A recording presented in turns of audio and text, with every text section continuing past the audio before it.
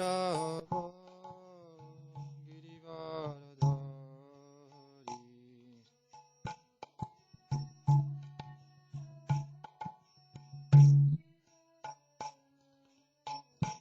Jayo Gopijana Vallabha Girivaradari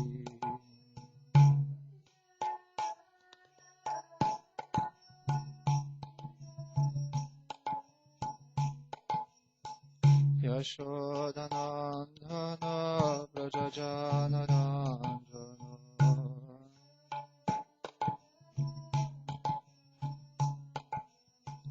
Yashodanandana Brajajanarandana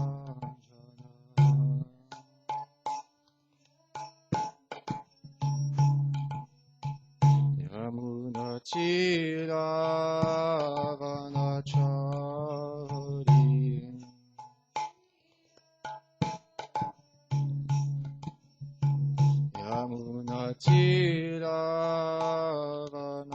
Yamunatiravanachari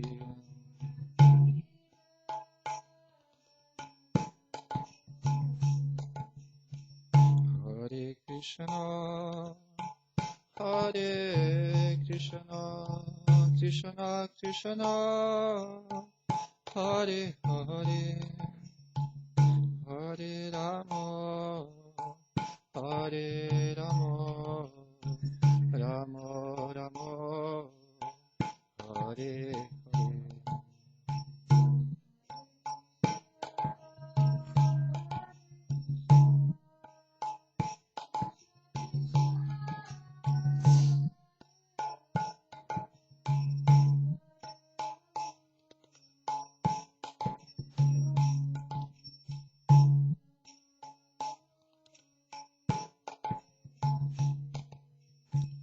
Hare Krishna, Hare Krishna, Krishna Krishna, Hare Hare, Hare Rama, Hare Rama, Rama Rama, Hare Hare.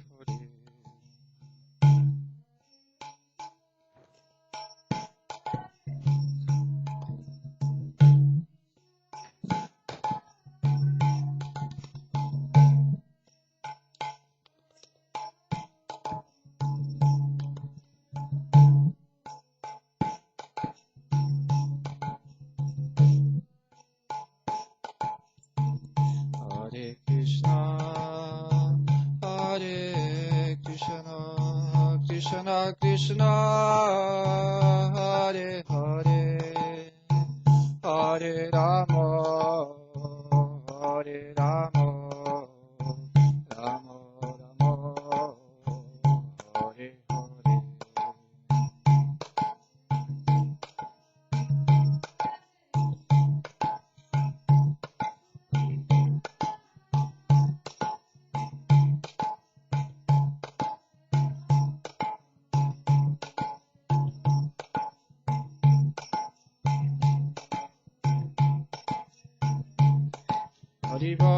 Haribol, Haribol, Haribol, Nitai Gaur, Haribol.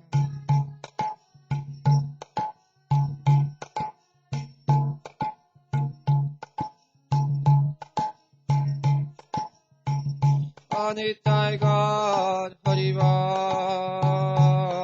Haribol, Haribol, Nitai Gaur, Haribol.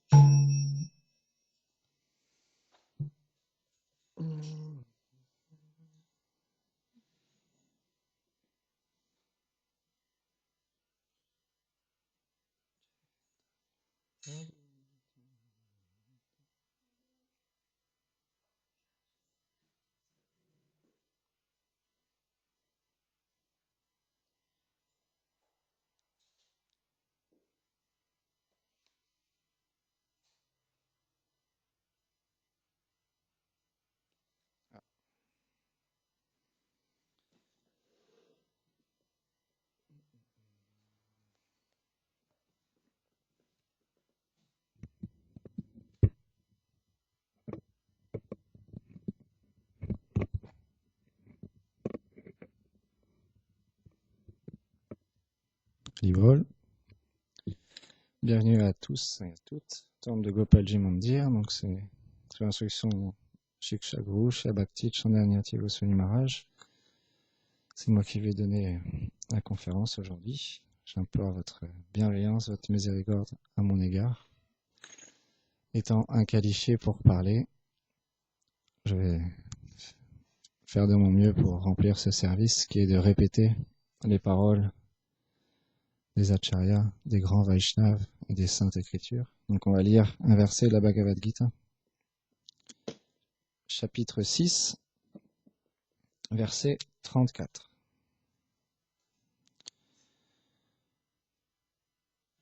Chancharam hi mana Krishna pramati bharavad ridham tashyaham nigraham manye vayohi vashu dushkaram.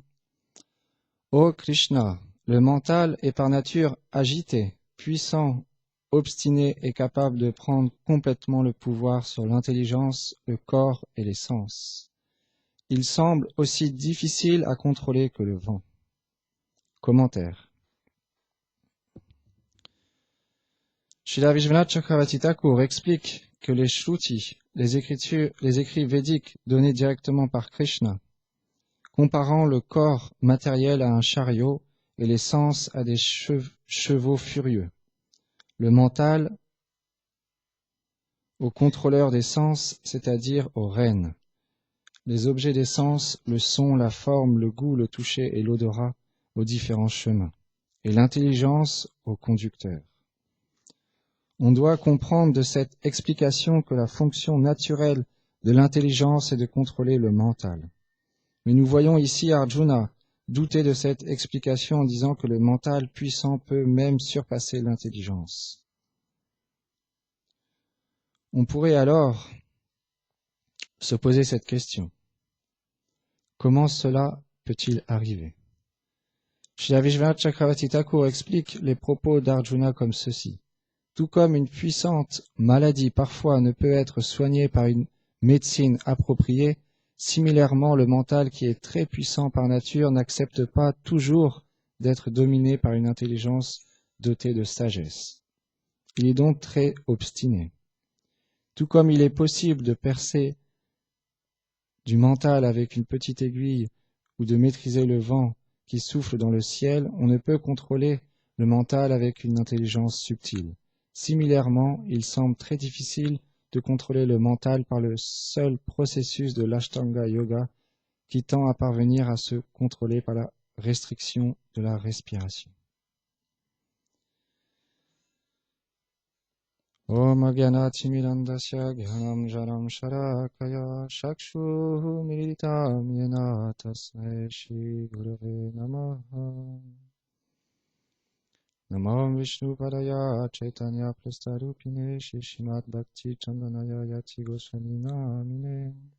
Namo Vishnu Padaya Gauranga Prastarupine Shishimat Bhakti Vibhaya Vegodaya Niti Namine. Namo Vishnu Padaya Radhikaye Priyatmane Shishimat Bhakti Vedanta Naraya Niti Namine. Namo Vishnu Padaya Krishna Prestaya Bhutare Shrimati Bhakti Pragyana Keshavati Namine. Namo Vishnu Padaya Ghora Prestaya Bhutare Shrimati Bhakti Pramodaya Puri Goswami Namine. Namo Vishnu Padaya Krishna Prestaya Bhutare Shrimati Bhakti Vedanta Swamiti Namine. Namo Vishnu Padaya Krishna Prestaya Bhutare Shrimati Bhakti Siddhanta Sarasvati Namine. Jai Shri Krishna Chaitanya Prabhu Nityananda Shri Advaita Gadadhar Shivasati Gaur Bhaktavrinda Hare Krishna Krishna Krishna Hare Hare Hare Ram Ram Ram Hare Hare Hare Krishna Krishna Krishna Hare Hare Hare Ram Ram Hare Hare Vanchakarpatarubhyacha kripa sindhubhyaiva cha patitanam pavanebhyo vaishnavebhyo namo namaha. Donc là, c'est Arjuna qui pose cette question à Krishna.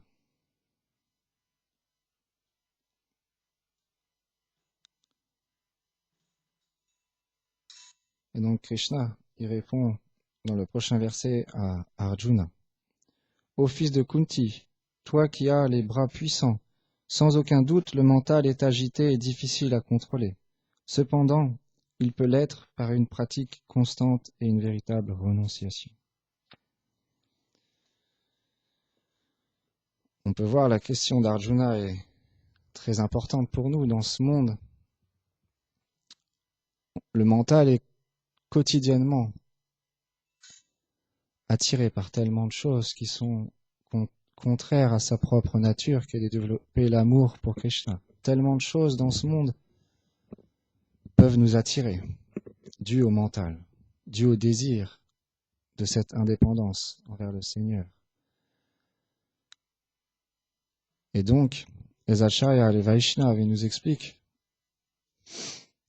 comment contrôler le mental. Krishna, il explique à Arjuna par une renonciation, par le chant des saints noms, une renonciation à prendre plaisir pour notre propre satisfaction, pour notre propre jouissance. Car ce principe de prendre plaisir pour nous-mêmes n'est pas notre véritable nature. On pense qu'on est un homme, on pense qu'on est une femme, qu'on est un enfant, qu'on est un professeur, qu'on est un renonçant, une renonçante, qu'on est un chef de famille, un sannyasi, un politicien, un président, un chien, un chat. Krishna, il explique à Arjuna la véritable nature. C'est l'âme.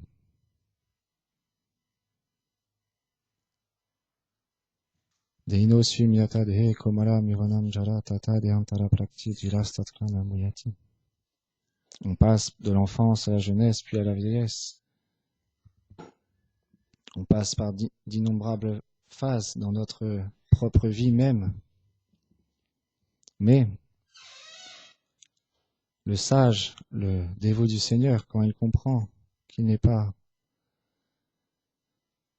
lié par ce corps qui le recouvre, ce corps n'est simplement comme un véhicule qu'il emprunte, mais qu'il est une âme, alors il n'est pas affecté par tous ces changements, par toutes ces choses externes qui peuvent arriver au corps, comme la maladie, les boutons qui sortent, la vieillesse. La vieillesse, si on regarde, la vieillesse du corps est quelque chose un moment, une étape dans la vie, où on prend conscience que la mort approche à une vitesse beaucoup plus, qui se rapproche de plus en plus. Donc, quand la vieillesse vient, on se rend compte que notre corps, si on a la bonne fortune, pourra rentrer en contact avec les saintes écritures et de comprendre qu'on n'est pas ce corps et une âme, alors on se rend compte de plus en plus que ce corps est véritablement éphémère et qu'on va devoir le quitter. Quand on a 10 ans, 15 ans, 20 ans, 25 ans, 30 ans, à partir de 30 ans, on commence à plus, 30 ans, 40 ans, à réaliser de plus en plus que la mort arrive, que c'est inévitable. Yudhishthir Maharaj répond à cette question. Quelle est la chose la plus incroyable dans ce monde? C'est que bien qu'on a conscience, bien qu'on a vu tellement d'êtres mourir, quitter ce corps de notre entourage, on pense que nous-mêmes, nous n'allons pas mourir. Et donc, le processus dans lequel nous sommes et chaque âme essaye d'avancer sur ce chemin de la dévotion. Les Vaishnavas, les sadhus nous expliquent quel est le moyen pour y arriver. Ce moyen est Sadhu Seva Krishnanam, l'association avec les saintes personnes, le service de dévotion au maître spirituel, au Vaishnava, et le chant du Saint-Nom Mahamantra. Qu'est-ce qui va nourrir notre cœur? Qu'est-ce qui va nourrir notre être? C'est d'entendre parler les sadhus. Aujourd'hui, on est infortuné. La personne qui parle n'est pas un sadhu. Mais c'est expliqué dans les textes sacrés que si une personne répète simplement ce qu'il a entendu des sadhus, de ses propres maîtres spirituels, des saintes écritures, alors il remplit son service. Tous les Vaishnavas, tous les dévots du Seigneur répètent simplement ce qui a été énoncé par les Vaishnavas précédents. Et donc, pour chanter le saint nom, chanter le saint nom du Mahamantra, j'ai écouté une classe cette semaine d'un Vaishnav qui expliquait. Pour chanter ce saint nom, il ne faut pas être comme Bakasura. Bakasura était un démon, un associé de Kamsa. Jai Shinita Vijambar Shishi, Nandaya Shagopal Shishi, Ladha Namohanju Ki Jai.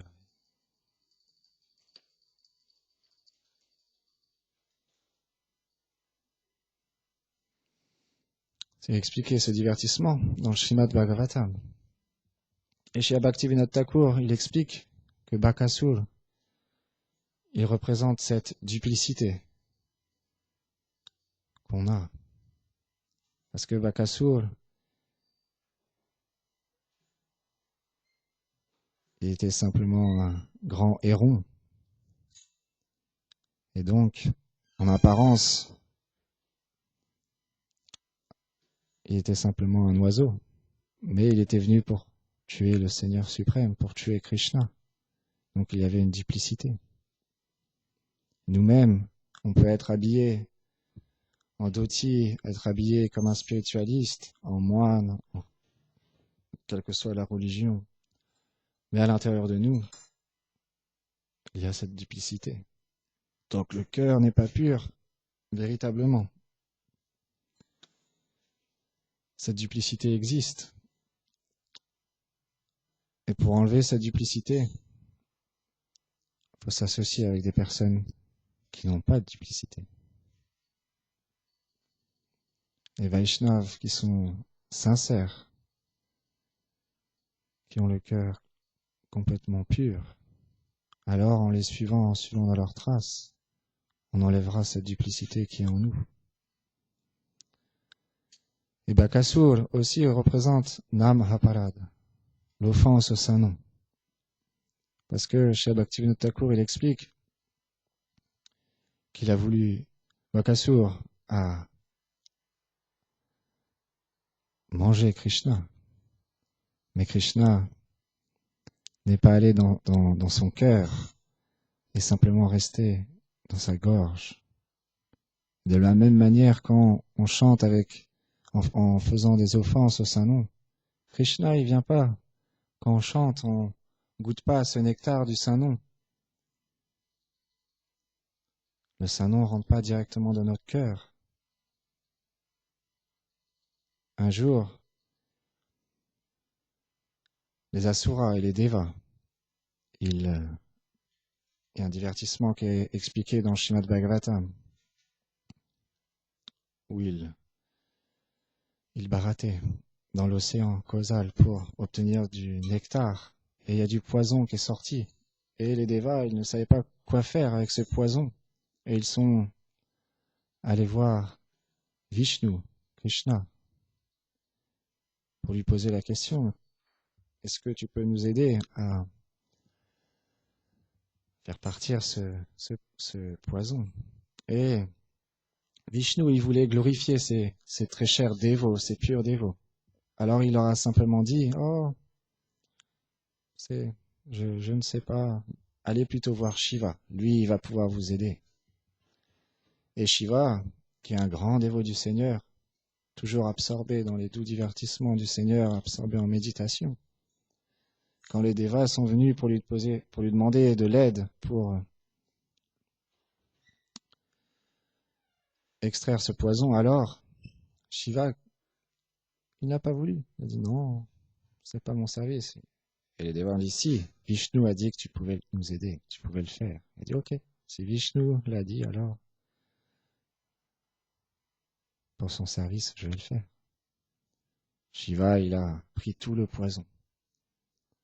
Et quand il a pris le poison, qu'est-ce qu'il a fait? Il a bloqué le poison dans sa gorge. C'est pour ça qu'on donne un nom de Shiva, Nilakant. Sa gorge est devenue bleue. Et pourquoi Shiva a bloqué ce poison dans sa gorge? Parce que Shiva est un dévot du Seigneur, il sait que dans son cœur, il y a Krishna. Dans son cœur, il y a son Seigneur bien-aimé. Il ne veut pas que ce poison aille dans son cœur. Et il ne voulait pas non plus le rejeter. Parce que sur sa langue, il y a ce chant du Mahamantra. Krishnadas Kaviraj Goswami explique ce point.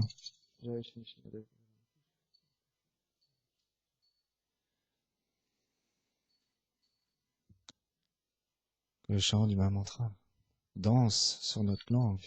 Quand véritablement on prend pleinement conscience du pur saint nom, alors il danse sur notre langue. Et chez la Rupa Goswami explique, Ramananda Roy, je ne suis incapable de mesurer la quantité de nectar que produit en moi les deux syllabes Krishna. Quand je chante ce saint nom, je désire obtenir des milliers de bouches. Quand j'entends ce saint nom, je désire obtenir des milliers d'oreilles. Ce chant du Mahamantra, tellement puissant, tous les grands dévots du Seigneur le chantent avec cette conviction, avec cette foi, avec cet amour, parce qu'il n'est pas différent du Seigneur lui-même. Le Seigneur Mahaprabhu est venu dans cet âge pour répandre ce chant du Mahamantra, pour nous donner ce trésor. Et il est tellement facile à chanter. Mahaprabhu, il explique, il n'y a pas lieu de temps, de caste. On peut naître dans n'importe quelle des familles, n'importe quelle condition. On peut le chanter n'importe où, n'importe quel moment de la journée. Même si on le chante sans avoir conscience. Qu'est-ce que c'est le chant du Mahamantra? Alors, on obtiendra quand même ce bénéfice de nettoyer notre cœur, d'enlever toutes ces choses indésirables qui sont à l'intérieur de lui, pour développer graduellement l'amour. Cheto Darpanam Madhanam. Et Mahaprabhu l'explique aussi. Trinadapi Sunishena. De chanter le chant du Mahamantra en toute humilité.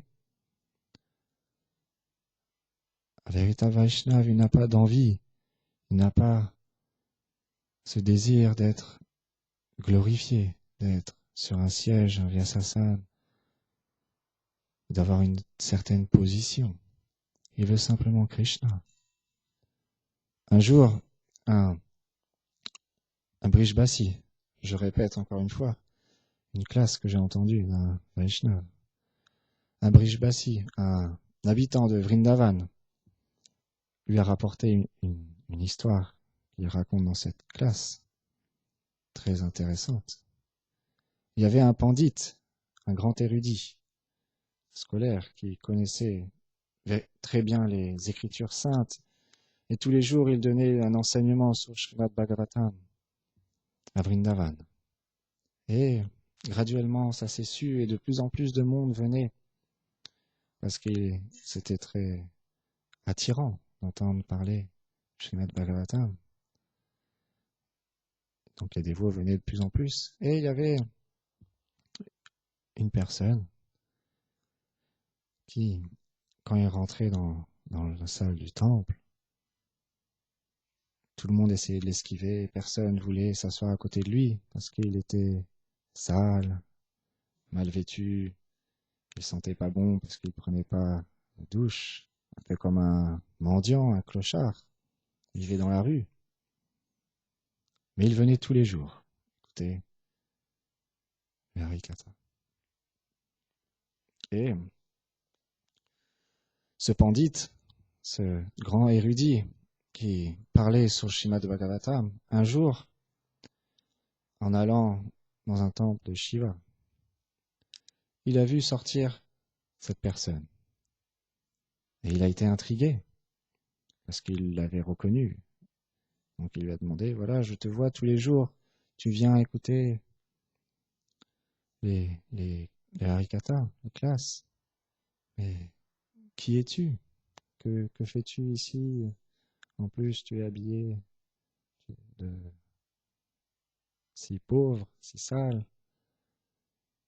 Il lui posait différentes questions. Mais ce Vaishnav, il était très simple et il répondait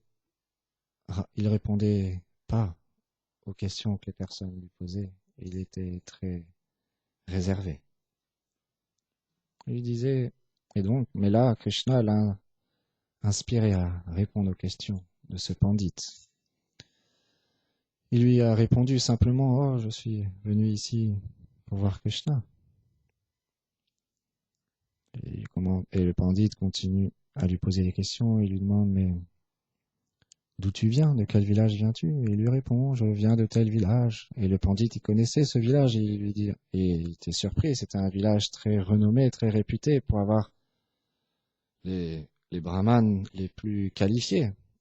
Il lui dit, de quelle famille viens-tu? Pareil, il lui cite la famille de laquelle il vient. Et c'était encore une famille très haut placée. Des grands érudits, des grands brahmanes. Il continue à lui poser des questions. Il lui demande, mais est-ce que tu as une scolarité, un diplôme? Il dit, oui, j'ai un diplôme encore une fois très haut classé, une haute classe. Et là, il dit, je comprends pas, pourquoi tu vis dans la rue comme ça, dans cette condition si misérable?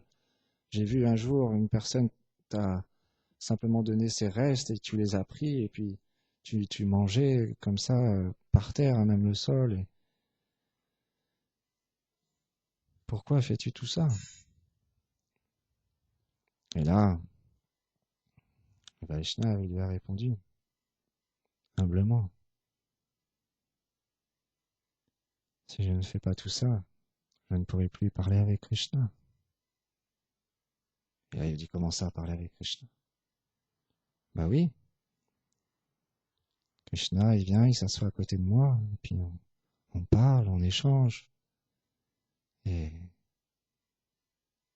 cette manière-là, je peux continuer à le voir et à parler avec lui. Le pandit a réalisé que c'était un grand, grand Vaishnava. Cette histoire est très belle. Les sadhus, Sri Bhakti Pramod Puri Goswami Maharaj, il explique dans le cœur de Krishna, un livre qui va bientôt apparaître par la miséricorde des Vaishnavas, qui est très cher à notre Acharya et à notre maître spirituel. Un livre qui parle des offenses envers les Vaishnavas qu'il faut éviter de faire. Et il explique, ce n'est pas une bonne conception de croire qu'un sadhu, qu'un Vaishnava pur est obligé de naître dans une famille de haut rang, brahmana, en Inde, connaître tous les shastras par cœur, qui est forcément né aux dames. Il explique qu'il peut être né en Occident, dans la pire des familles, mangeur de chiens, mangeur de viande, de qu'est-ce que vous voulez, dans la pire des conditions. La bhakti, le service de dévotion, l'amour pour le Seigneur est au-delà de toutes ces conceptions corporelles. Nous ne devons pas discriminer. Ce chant du Mahamantra, chez la Rupa Goswami, il explique dans l'Upadeshamrita. C'est comme un sucre candy. quand on est malade de la jaunisse en Inde, ils soignent cette maladie avec un sucre. Bien qu'au début, ce sucre, il est amer. Il est dur à chanter, le Mahamantra. On a du mal à le chanter, on a du mal à se concentrer, on a du mal à avoir du goût pour chanter. Rupa Goswami, il explique graduellement, comme on guérit de la jaunisse avec du sucre, en prenant du sucre tous les jours, une personne qui est malade de la jaunisse, alors graduellement il va retrouver ce goût sucré qui est le sucre, qui est la nature du sucre. Nous-mêmes, notre nature est l'amour. Notre nature n'est pas la colère, la concupiscence, l'envie. Notre nature est l'amour. Et d'être un serviteur de Radha Krishna. Ce Vaishnav-là, j'écoutais la classe, il explique. On pense que souvent il y a cette conception de croire que celui qui parle ou celui qui lead le kirtan est plus important que l'audience ou que les personnes qui répètent quand on chante le Mahamantra. Mais ce n'est pas le cas. L'audience est aussi importante que la personne qui parle. La personne qui parle est simplement comme un postier. La personne qui a ce travail d'être un postier, qu'est-ce qu'il fait tous les matins? Il a son sac avec les lettres et il va simplement mettre la lettre dans la boîte aux lettres. Et est-ce qu'une fois qu'il a mis la lettre, il saute en extase? Oh, je suis le plus grand postier, c'est moi le plus grand postier, j'ai posté cette lettre. Non, il fait simplement son travail. De la même manière, quand on est amené à parler, quand on est amené à avoir une certaine position, de chanter, de l'idée pour faire un service, d'être engagé à jouer de la guitare pour que les gens soient attirés à Krishna, ou à faire de la merveilleuse cuisine pour le Seigneur. On doit comprendre, c'est simplement un service que mon maître spirituel m'a donné de faire, et ne rien prendre pour soi. Parce que quand on prend les choses pour soi, alors Krishna ne viendra plus. Krishna ne viendra pas. Parce que on désire avoir une position. Chez Bhakti Puri Goswami Maharaj, il explique cette position-là, de désirer avoir du pouvoir, d'avoir du respect. On ne peut pas développer l'humilité. Et l'humilité, c'est ce qui attire Krishna. L'humilité, c'est ce qui attire les Vaishnavas. Chez Bhaktinanda Maharaj, dans une de ses classes,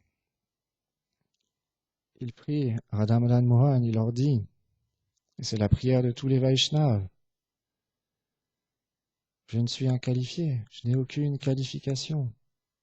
Si tu fais simplement avec moi, tu réciproques avec moi, avec la justice, quel est mon espoir? Je n'ai aucune qualification. Simplement, je m'en dis ta miséricorde, je m'en dis ton amour. Je ne suis pas un prédicateur, je ne suis pas un grand Vaishnav, un grand chanteur, un grand pujari, un grand cuisinier. Je veux être un serviteur.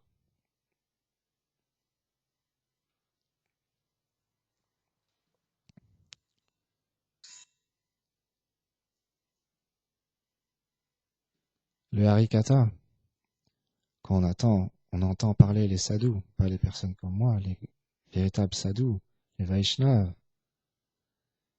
ils ont ce pouvoir de changer notre vie, changer notre conscience, changer notre cœur, Ils touchent directement notre cœur par leurs paroles, parce qu'ils ont Krishna Prem, l'amour pour Krishna dans leur cœur.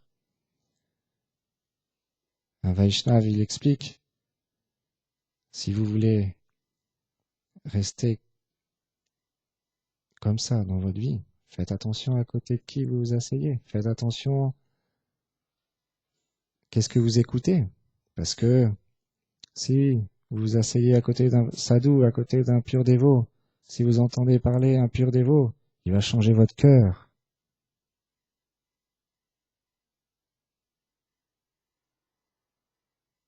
L'amour est contagieuse, tout comme une maladie est contagieuse.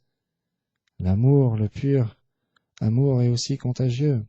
Si on devient un bon réceptacle, si on devient un bon mendiant, un mendiant, quand ça fait 3 jours, 5 jours qu'on n'a pas mangé,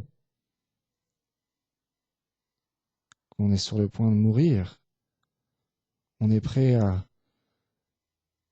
faire des kilomètres, à faire tellement d'efforts pour avoir un petit bout de pain, pour avoir, nous c'est du prachad bien sûr, pour avoir un petit quelque chose, parce que ça fait 3 jours qu'on n'a pas mangé. De la même manière, quand on a une forte avidité pour la vie spirituelle, on a envie de manger. La nourriture spirituelle, c'est le harikatha, c'est les discussions sur Krishna par les sadhus, c'est le chant du Mahamantra, le service de dévotion. Shravanam, Kirtanam. Et plus on va avoir foi, plus on va le désirer et plus notre vie sera tournée autour de ça et non autre chose. Chez Bhakti Pramod Puri Goswami Maharaj, Shabdayan Maharaj expliquait, quand il était jeune, il allait à l'université comme tout le monde. Il a reçu un enseignement. Et tous les soirs, son maître spirituel faisait des harikata. Il se pressait de retourner chez lui, se changer, prendre une douche. Et il courait pour aller ne pas louper ne serait-ce qu'un seul mot de son maître spirituel. Telle foi dans les instructions, dans les paroles de son gourou. On ne peut même pas imaginer chez Bhakti Pramod Puri Maharaj la foi qu'il avait dans son maître spirituel. On ne peut même pas comprendre, ne serait-ce qu'une infime partie de son cœur, à quel point il était attaché à son maître spirituel.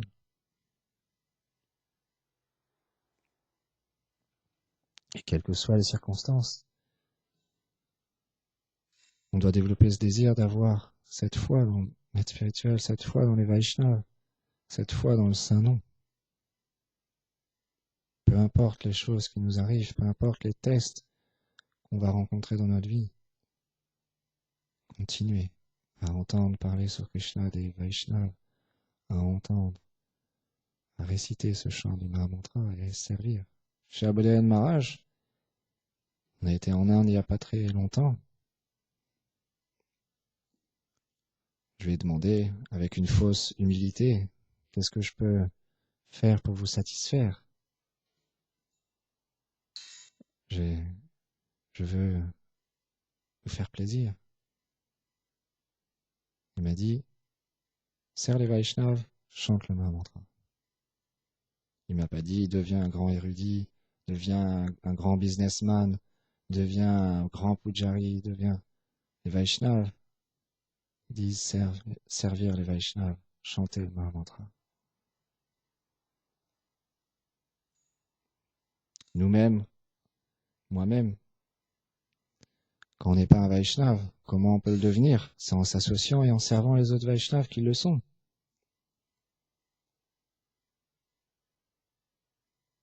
Parce qu'ils vont nous apprendre.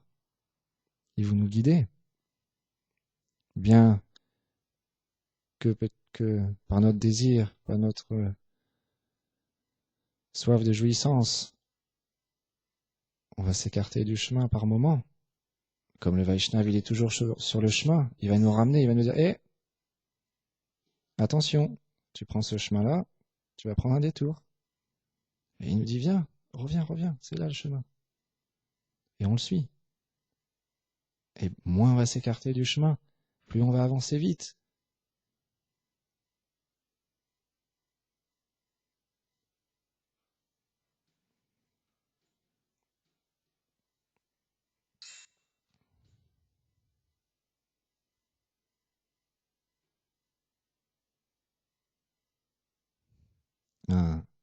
Une autre histoire, justement, pour se rappeler ce principe. Un sage étant en méditation, et il prenait simplement ce qui lui était amené, ce qu'il avait autour de lui, il restait absorbé en méditation. Et un jour, une petite souris est venue le voir. Et la souris, elle était poursuivie par un chat. La souris, elle a demandé au sage, s'il te plaît, aide-moi.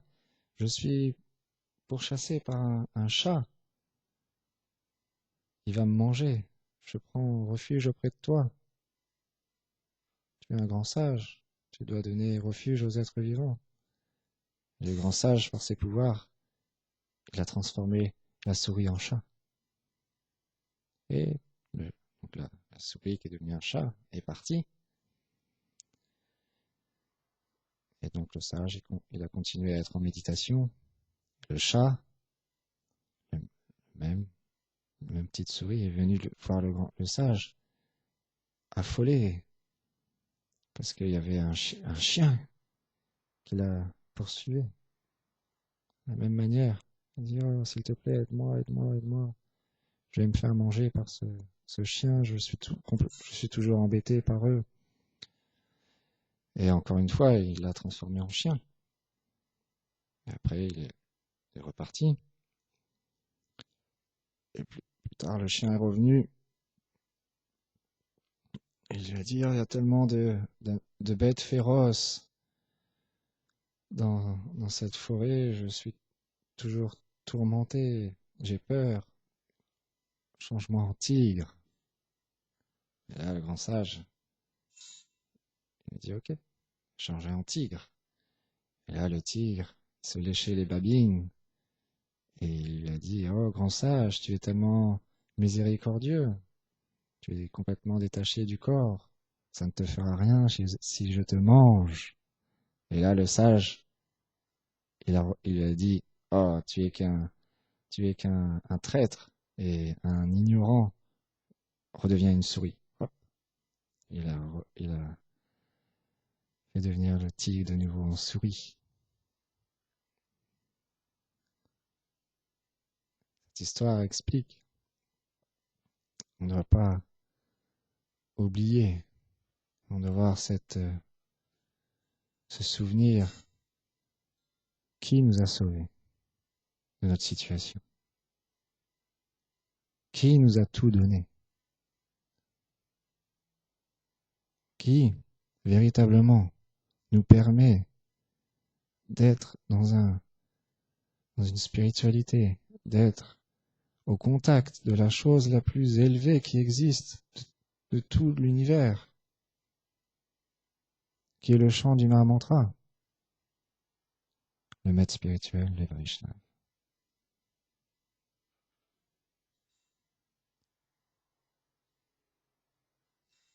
Et donc, quand on n'oublie pas, on est endetté éternellement auprès du maître spirituel des Vaishnavas, mais pas endetté de façon négative. Parce que le Vaishnava, lui, il n'a besoin de rien. Il n'a besoin de rien. Il veut simplement qu'on développe l'amour. Il veut simplement qu'on chante purement le saint nom de Krishna, qu'on retrouve notre véritable identité. Il n'a pas besoin d'argent. Il n'a pas besoin qu'on le glorifie.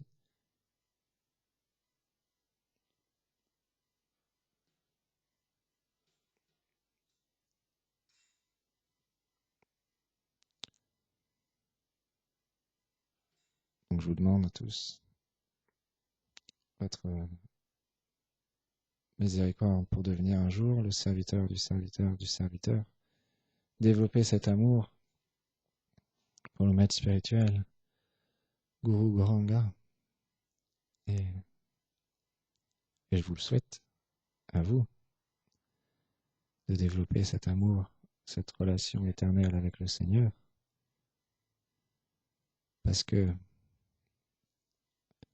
l'âme est faite pour ça. Et donc, un jour, un Vaishnava, dans une Harikatha, j'ai entendu cette phrase qui m'a beaucoup plu et fait prendre conscience de ma stupidité. C'est qu'il y a de la place pour tout le monde au monde spirituel. Il y a de la place pour tout le monde auprès du Seigneur. Donc, il n'y a pas besoin de développer l'envie. De développer l'envie d'être envieux des autres. Chacun a son identité éternelle. Et donc, on a tous notre place au pied du Seigneur. Go Premanande Hari Bo.